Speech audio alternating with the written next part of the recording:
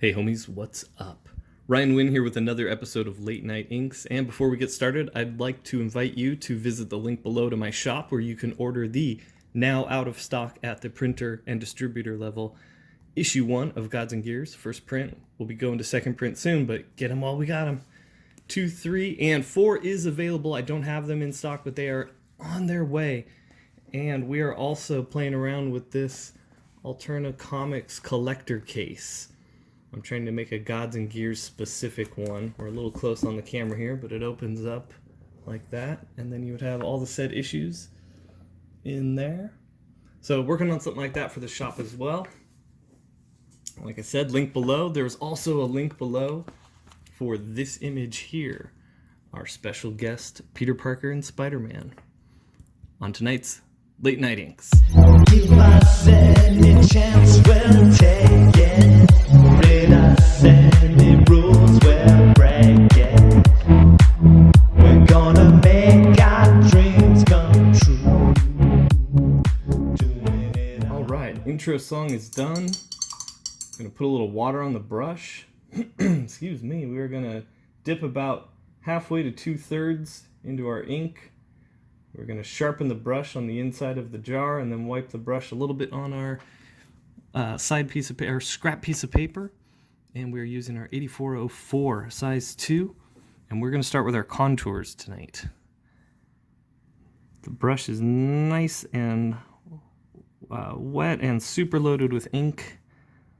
So we can get some really bold, pretty lines out of it. And I like to do the contours first. You hear me say that on a lot of videos, and I sometimes don't follow through because I get chatting and I kind of lose my train of thought. But you want to get this stuff to be muscle memory so that you don't have to be thinking. So these were not contour lines. I didn't need to do those. We just need to focus on the contour. Now these are also called holding lines. Depends on what field you work in or where you learned your art lingo. So I'm going to go nice and bold. Let's see, we're going to line this up. Might do that in one shot. Let's see. Let's see if we can do that. I'm going to curve it around his head and come down to his jaw here. So there we go. So this is a wrist move, and then it becomes an elbow move. See that? It's all about the mechanics of inking. Nope. Gave up. Gonna finish it out like that. Now this Spider-Man Peter Parker head split shot is based on a John Romita corner box, and he used to do a lot of sketches at conventions like that. And I think that's a fun way to do sketches for people, especially because he was probably doing them for free, and he could do these characters really fast. Alright, that's not a contour. Let's get back to our contours. Brush is nice and loaded. I've named my brush Stinger, this current brush I'm using. She's super sharp. A little fuzz on her there. And has a great point to her. Come back and do the rendering and the bleeds on that. Now this is still considered contour even though it's not the outline of the character, it's the outline of the jacket and the turtleneck. And that sort of dates when this image was. So John Romita, you may have also heard of John Romita Jr., his son, who's also a legendary Marvel artist. John Romita started in probably the late 50s doing romance novels and things like that. And then by the 50s and 60s he was at Marvel doing Spider-Man. And had sort of a very definitive style. One of his rules was that Spider-Man always had to be, he could never be standing on the ground. I always thought that was a great rule. He always had to be on a wall or a ceiling or a street light or something like that. Such a great rule. And if you look at John Romita's Spider-Man comics and even his comic strips, Spider-Man is always in these great poses and always somewhere where you think someone like Spider-Man would be hanging out. Now, he was a strong draftsman, a strong storyteller. He was also a great teacher. Now, as he got older, they brought him into the office part of Marvel, and in the 80s and I think into the part of the 90s even, he was an art director there. So in the 80s, he was art director for people like Michael Golden and Art Adams, where if you're probably familiar with Art Adams. Some of you may not know who Michael Golden is. Michael Golden was the Art Adams back before there was an Art Adams. And he's also one of the greatest cover artists we'll ever have.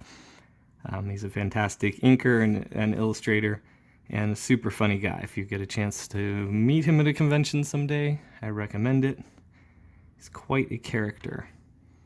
Oh, real quick, back to this. We did all of our contour lines, so now we can start going in and doing some of the details. I'm going to start with the eye. I'm going to start with the pupil. So he was not, like I said, not only a great comic book artist and a great teacher, but he was the art director. So he was guiding a lot of these guys in the 80s. Mark Silvestri, Rick Leonardi, Brett Blevins. Those are all names you want to study and get to know. Those are all names that were pretty hot in the X Office and a few other titles. But those were people like the Simonsons and Nocenti, all these people. They were workhorses, they were troopers, they were super creative, and they aimed to entertain and make sales. Excuse me. All right, so we've got the bouncing back and forth between talking about old creators and this stuff. So I get his eyelids in there. I'm very much an eyelid upper and lower kind of artist. I try not to make them look like it makes my characters look old, but just that adds a little dimension and personality.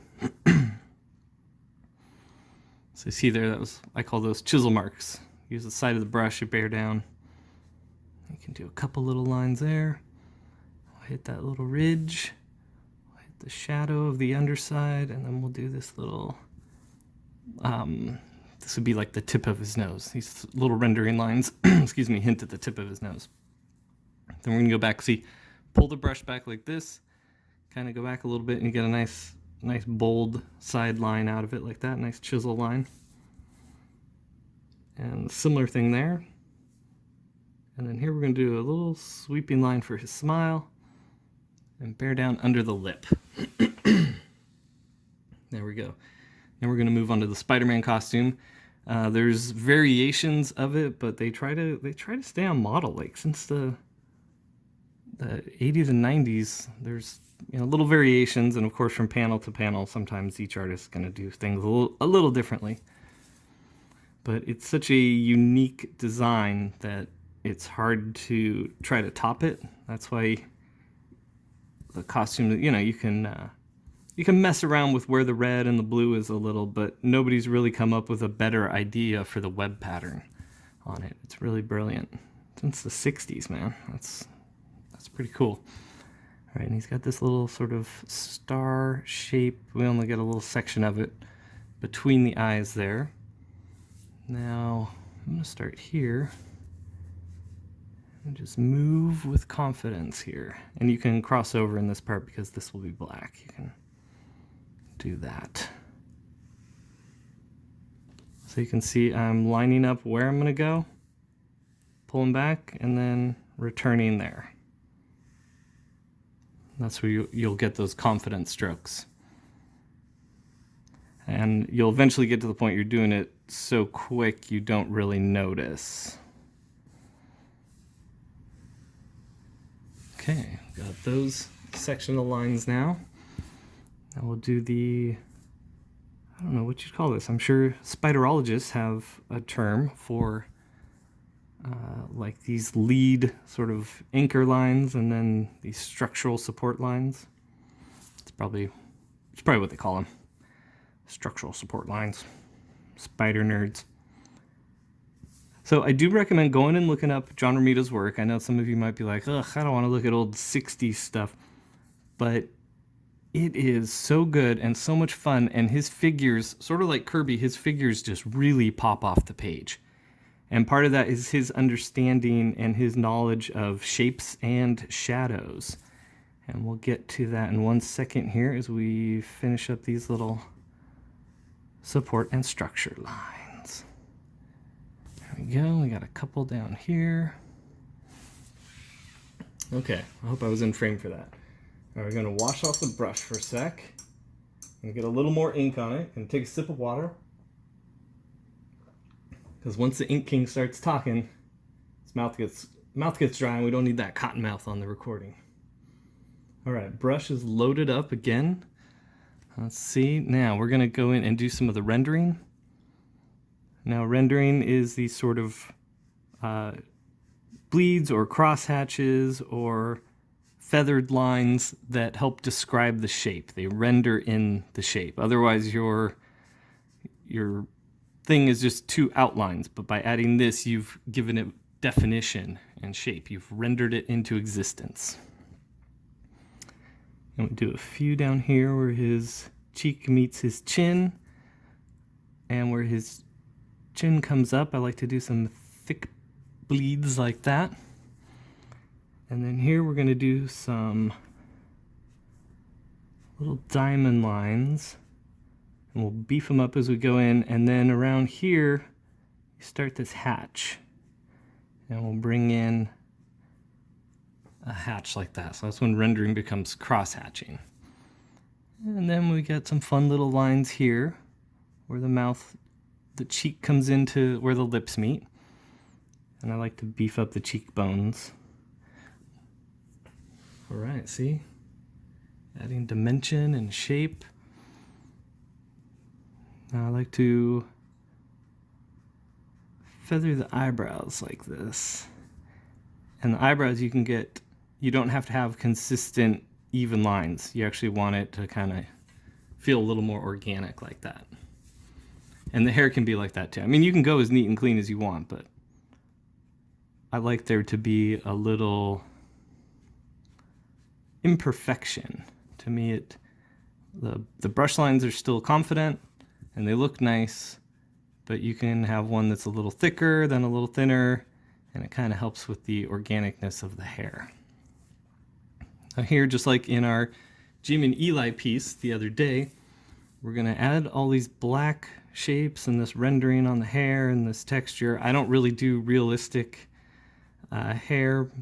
I do very comic booky stylized hair, but we do these black shapes, and when you're done filling those in, they've created this highlight ridge, which again just creates depth and dimension in your figures. You know, we got this flat drawing and we want it to pop off the page. So the last thing we're going to do is fill in the blacks, which is the areas that are solid black. And a smart design of the Spider-Man suit is that he's got these giant eyes and they're white with a thick black outline, and that contrast draws your eye right to his eyes. And earlier I mentioned that John Romita understands how to use black with his shapes, and here I'm going to do a little, I forgot some of the rendering here for the neck muscles, and these bleeds where the shoulder comes into the neck. There we go.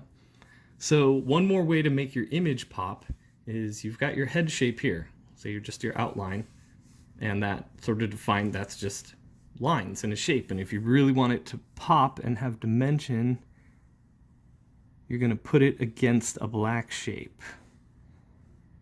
And here we have the cast shadow of his chin. And you'll see in Kirby and Romita in a lot of their pieces, their heads and shoulders of their characters or their arm that's behind a body always has a cast shadow like that. Let me show you on a scrap paper. So you have your head shape like that, and say here's your neck. Oh, that's starting to look weird here. There we go. But it pops more if you have that dark shape behind it, or even if you have a dark shape behind it like that or something. You know, you want to... One more example. Here's, say here's a body, and this arm's coming off here, and this arm that's away from us is here. You add a little shadow like that, and it gives dimension to that body and that form. Puts it into 3D space. Go watch a Jim Lee or David Finch video to learn how to do that. I'm just here to teach you guys how to ink. So we are done with this. Let's grab our marker from way over here. we're going to sign it.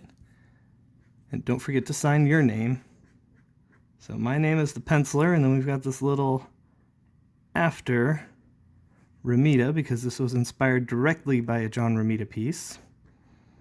And then boom, pop your name down there. And then hit me up on below, or hit me up on Twitter. I forgot his eyelashes. At Ryan Wynn.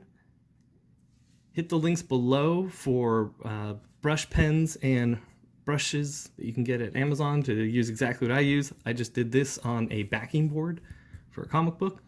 Not sure what I'm going to do with these yet. Maybe I'll give them out as prizes or things like that to those of you that have participated. And speaking of participating, at the end of this video, I'm going to show some more inks that Mike Odell did. And you can find him over on Instagram. He's not on Twitter. I'll put a link down below. And Mike was an old assistant of Joe Weems, and he and I did a few projects together as well. And he's a fantastic inker, and he joined in on the Fantastic Four ink, and I forgot to put him in the last video a couple weeks ago. So we're going to showcase him here at the end. Don't forget to check out Gods and Gears. Let me know what you think of issue 4 if you've got that yet. And until next time, take care of yourselves, take care of each other, and take it easy.